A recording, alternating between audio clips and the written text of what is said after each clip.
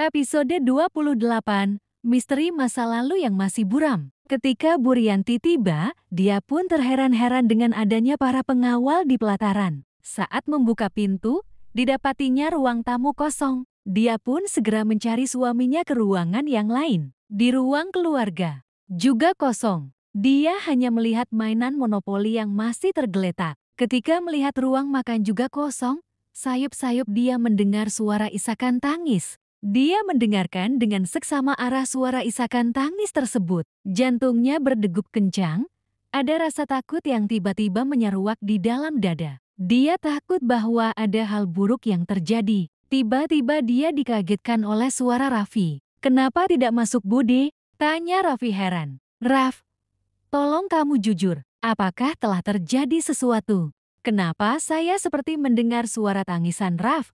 Tolong kamu jujur sebelum kita masuk, agar saya bisa mempersiapkan diri," tanya Bu Rianti. "Tidak terjadi apa-apa, Bude. Itu hanya papa saya sama Pak De Tauni. Menurut yang saya dengar tadi, mereka baru bertemu setelah 20 tahun, kata Raffi menjelaskan dengan sangat pelan. 20 tahun? Apakah papamu salah satu adik angkatnya, yang katanya sekarang sudah menjadi orang sukses? Setahuku, usahanya bukan restoran. Siapa lagi papamu ini? Kok aku belum pernah mendengar ceritanya ya?" kata Bu Rianti, penuh dengan rasa penasaran. Akhirnya, Bu Rianti membuka pintu tersebut dengan ragu. Dia memperhatikan ke sekeliling, kemudian menghampiri suaminya dan mencium punggung tangannya. "Bu, kenalin ini Tama, papanya Wina, dan itu Saga, papanya Raffi," kata Pak Tauni memperkenalkan. Rizkia dan Wina pun segera menghampiri Bu Rianti dan Salim. "Oalah, Mas, aku sangat khawatir tadi sampai tidak berani masuk karena aku mendengar isakan tangis. Kupikir ada hal yang buruk telah terjadi. Ternyata ada reuni toh," terang Bu Rianti. Wajahnya mulai lega. "Lah, tapi katamu usaha mereka tambang sama perusahaan film. Kok tiba-tiba jadi restoran?" tanya Bu Rianti dengan nada yang polos. "Apa?" teriak Pak Sagara dan Pak Tama hampir bersamaan. Sontak Bu Rianti kaget dan membekap mulutnya sendiri. "Apakah aku ada salah bicara, Mas?" kata Bu Rianti, merasa bersalah. "Jadi, selama ini kamu tahu keberadaan kami, Mas?" tanya Pak Tama dengan nada yang cukup histeris. Pak Tauni tidak menjawab, dia hanya diam, sembari menyunggingkan senyum tawar. "Jadi kamu benar-benar membuang kami, Mas, karena kami selalu membuat masalah untukmu, bukan?" tanya Pak Tama. "Itu karena kamu, Mas Tam. Kamu selalu membuat masalah, sehingga Mas Tauni tidak mau lagi berurusan denganmu," kata Pak Sagara. "Lu jangan jadi kompor. Kayak lu gak pernah bikin onar. Lu juga sering bikin masalah.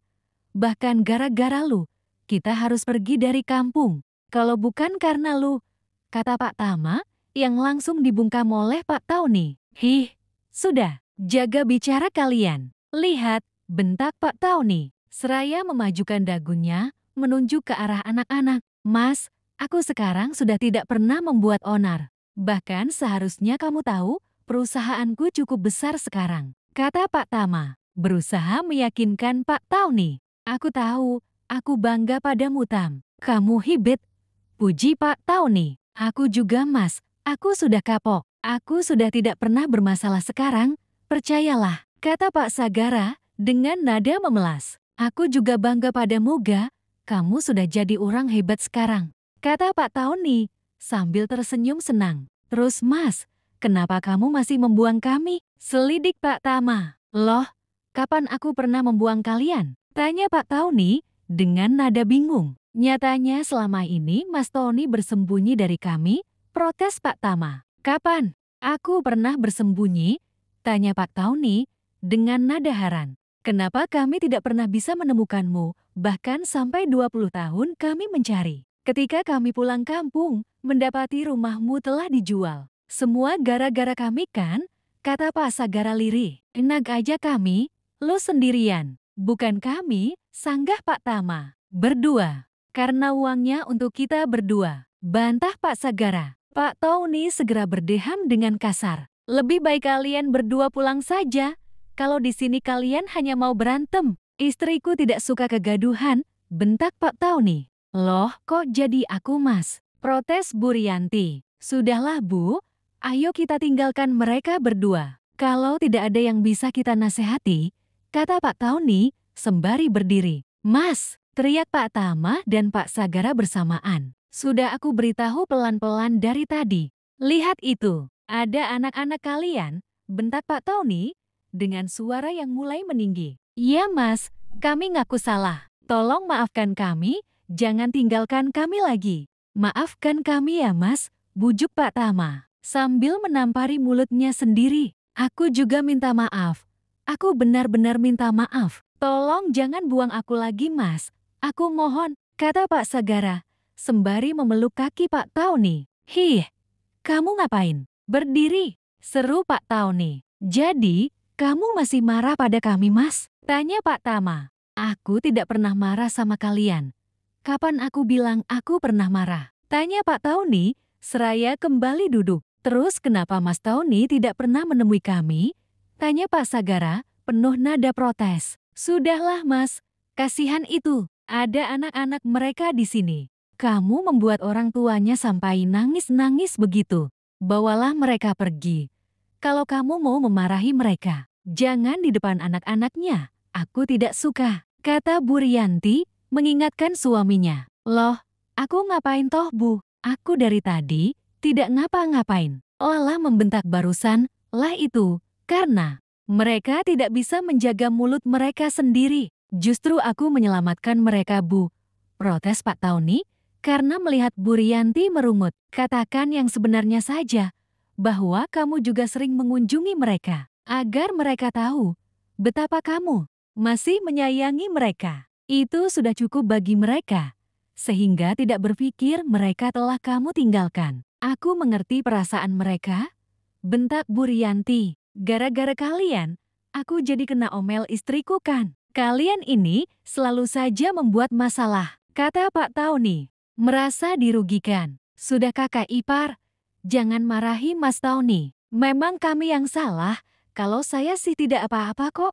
Anak saya tahu masa lalu saya, supaya dia tahu betapa sangat mulianya Pak D-nya ini. Jadi begini Raf, kata Pak Sagara, yang langsung dihentikan oleh Pak Tauni. Memang tidak nurutkan Bu, ya beginilah mereka. Yang seperti ini kamu bilang, sudahlah, tidak boleh dimarahi Bu, kata Pak Tauni pada Bu Rianti. Lu ini gak ada habisnya bikin masalah. Sana, pulang saja lu, bikin masalah saja bisanya. Bentak Pak Tama. Oalah Mas, iya, aku ngaku salah. Sudah jangan marah lagi ya, aku tidak mau dibuang lagi. Aku mau sama Mas Tauni. Iba Pak Sagara di pangkuan Pak Tauni. Hih, sudah. Itu dilihatin anakmu, jangan nanti dikiranya gue Pak D yang jahat. Kata Pak Tauni penuh kasih sayang. Gak mau, sampai dimaafin. Aku mau begini terus, kata Pak Sagara. Sudah. Anak-anak ayo kita pergi keluar dulu, ajak Bu Rianti. Menggiring Rizky ya. Wina dan Raffi keluar dari ruangan tersebut. Jadi, uang yang kamu berikan pada kami waktu itu, dari hasil menjual rumah ibumu ya Mas? Tanya Pak Tama, sangat penasaran. Sudahlah, itu sudah lewat. Tam, tidak usah dibahas lagi, yang penting kalian waktu itu bisa selamat. Kalian bisa bertahan hidup sampai sekarang, dan sukses. Itu sudah lebih dari cukup, kata Pak Tauni dengan nada menenangkan. Sama hutangku di kasino juga ketika aku datang, sudah ada yang melunasi. Pasti kamu kan Mas? Tanya Pak Sagara. Buat apa kita bahas masa lalu ga? Semua sudah lewat. Masalah itu sudah berlalu. Jangan diungkit lagi. Jangan diulang lagi. Apalagi di depan anak-anakmu. Kamu hanya akan memberikan contoh yang buruk. Lihat, sekarang kalian sudah hidup bahagia. Sebagai penonton gue sangat bahagia, kata Pak Tauni. Waktu itu dia tidak kapok Mas. Uang yang kamu berikan pada kami, dia pakai main lagi di kasino, begitu kami sampai di kota Bukit. Loh, untung saja di uang terakhir yang dia pertaruhkan itu bisa meledak. Kalau tidak, jadi gembel kami di rantau. Seru Pak Tama. Loh kalau tidak, dari mana datangnya perusahaanmu sekarang? Protes Pak Sagara. Sudah. Gue bilang sudah. Bentak Pak Tauni. Suasana pun berubah menjadi hening. Yang lalu biarlah berlalu, Melihat kalian berdua hidup bahagia adalah kebahagiaan tersendiri bagiku. Tugasku berarti sudah selesai. Aku tinggal melihatnya saja, kata Pak Tauni dengan penuh kesabaran. Loh ya, tidak bisa begitu dong, Mas. Seharusnya waktunya Mas Tauni memetik hasil dari menampung dan merawat kami selama bertahun-tahun. Ketika kami sukses, tiba waktunya kami balas budi, seru Pak Tama dengan penuh keyakinan. Lah, lo pikir kalian ini barang investasi? Gue sayang sama kalian itu tulus. Tugas gue menjaga di saat yang seharusnya dan melepas ketika sudah waktunya. Tapi gue tidak pernah sepenuhnya melepas kalian.